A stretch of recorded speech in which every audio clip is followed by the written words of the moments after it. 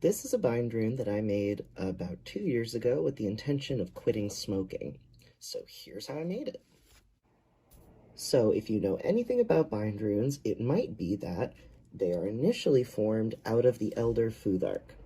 Now we can get into the specifics of each rune another time, but for now I'm going to assume you have a general understanding of what each of these means separately. Alright, so the intention, like I said, was to quit smoking. Now for me personally, I had tried everything, and so I was at the point of asking Odin for help, specifically. So the first step I did was spell out Odin's name, how I would spell it in my language and culture, with the Elder Futhark. So that is Othala, Dagaz, Isa, and Naudis. So we are going from Othala to Dagaz to Isa to Naudis. So that's making that kind of general shape.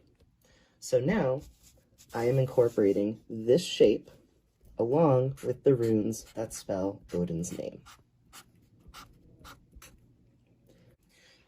Now, when we get to this point, it's largely up to just the practitioner, what feels right. But there are some concepts you might want to familiarize yourself with, just so you have more tools in the toolbox.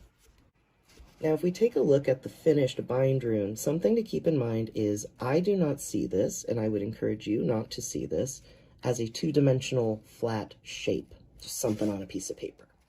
What is more helpful to me is imagining this shape floating in front of me as a three-dimensional object. So for example, would that mean there's another arm coming this way, another arm going backwards into the Z coordinate? Would that mean there are multiple points with the Othala rune?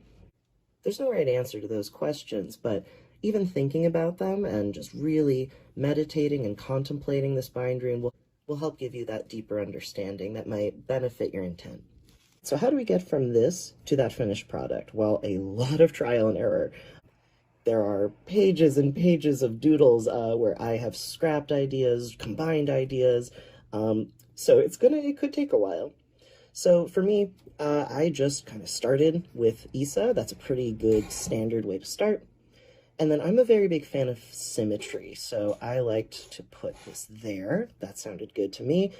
And once I hit this part, I considered the more visual, symbolic nature of the Bindrune. This, to me, kind of looked like a scarecrow. And the reason I put these guys here is to block these, sort of think about it as like an emotional or psychic dam.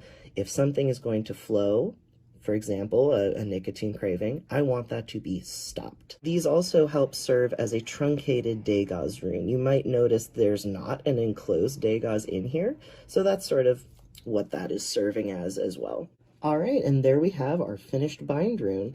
So personally, this was what looked best to me, but there is, again, no wrong way of combining these. You could take these runes, and you could combine them in a totally different combination. And if you're from a culture that has different spellings, different pronunciations of the gods, this might be different as well. So again, this is going to be highly individual and unique, but I just wanted to give you a lens into how I go about making Bindrunes, or this one specifically. Thanks for listening.